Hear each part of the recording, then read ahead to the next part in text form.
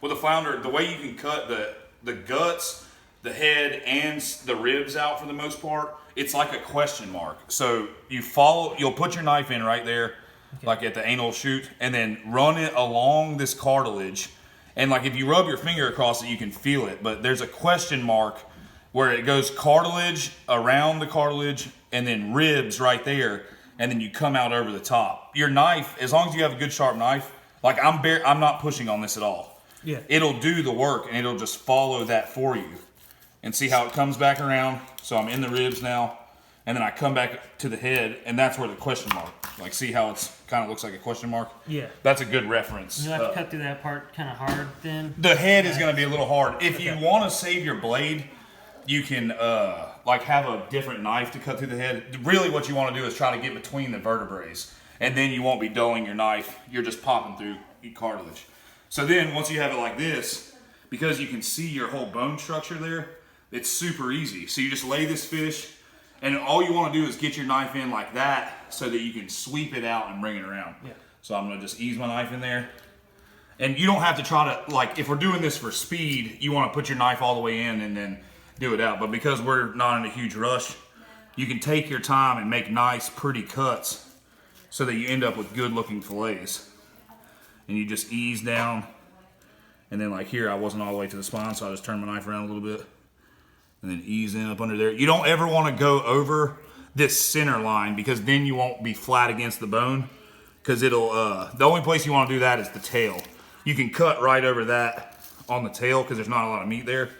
But otherwise, you want to make this cut at an angle, especially if the fish is bigger. A flounder doesn't really matter as much because it's a flat fish. It doesn't have a big bone structure. But as you work this out, so I'm just peeling that a little bit and easing my knife over. You're not forcing it at all.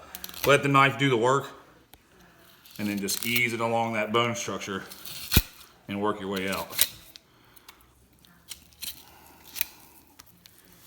And these things like just came out of the water. So if you ice them for even a couple hours, it'll actually firm them up a little bit and make it a little easier.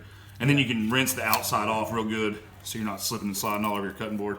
Some of these fancy cutting boards now have grips and stuff on them.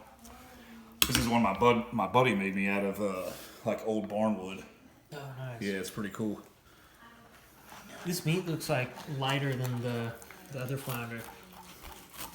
It could be, yeah. It all depends on where they've been feeding, like where we caught it at. You know, if you catch it closer to the inlet, they're going to have a little bit different diet, a little bit different. Good diet. Yeah, yeah. And then like their camouflage will be different too because they have to blend in with whatever they're on.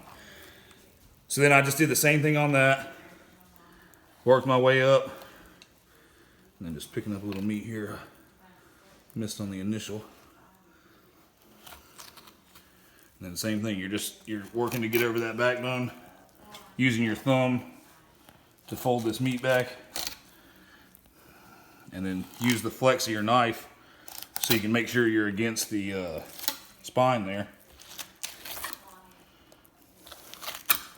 And you can cover it back up. You don't have to even be seeing what you're doing as long as you're feeling the bone under it.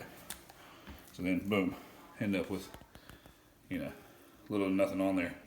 The dang cat will yell at you for not leaving enough meat. You give that thing to it.